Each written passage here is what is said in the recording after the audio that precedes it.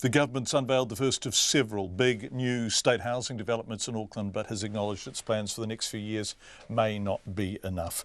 Housing New Zealand will demolish 300 ageing houses in Northcote and build 400 new ones, along with 800 new homes to sell on the open market over the next 6 years. It's the biggest single state housing development in Auckland for decades. Our Auckland correspondent Todd Niall reports from Northcote.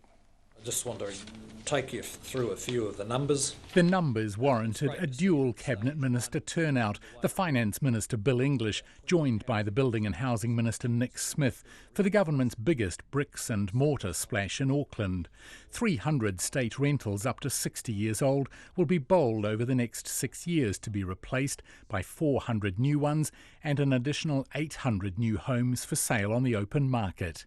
The announcement was welcomed by Kaipātiki local board member Lindsay Waugh, who says government interest in the area waned after a small state development nearly a decade ago. 8 years we've been waiting for the next stage to happen, because the second stage of the Tona development was planned 10 years ago, and so there were some stormwater issues that could be addressed by council, but yeah, it's been a long time coming. It's about 4 to 1 year, isn't it, Mark, across the whole project? As the ministerial group wandered past shabby state homes on Cadna Street, local tenant John told RNZ News a redevelopment would be a boost for families. Just new facilities for the kids, easy to access. Like, I know my grandma, for instance, we didn't have a bloody walkway for her, and we had to lift her up because of the stairs.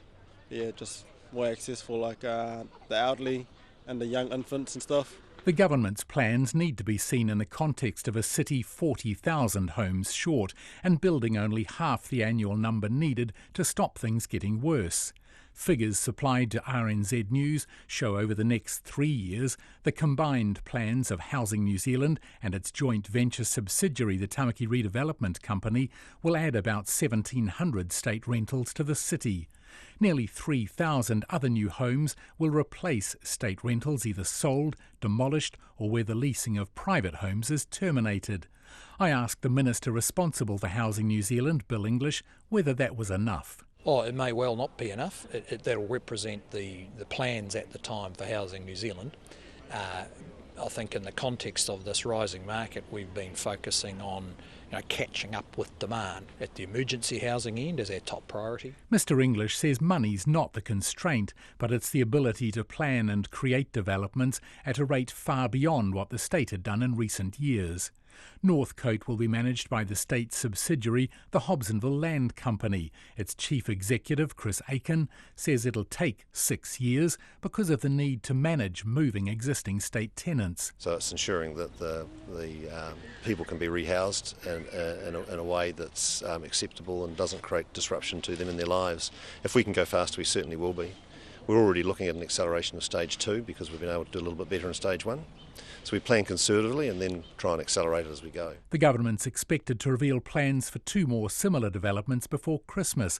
Moves, Mr English says, underlines the government's role in Auckland. So we would expect the government to become the major supplier of houses to the housing market across the spectrum, from social houses through to some houses which will be pretty valuable market houses depending on their location. And that'll be a longer term project. Those additional developments are already included in the numbers released by Housing New Zealand. I tamaki makoro mō te hōtaka o te ahiahi, ko Todd Niall tēnei.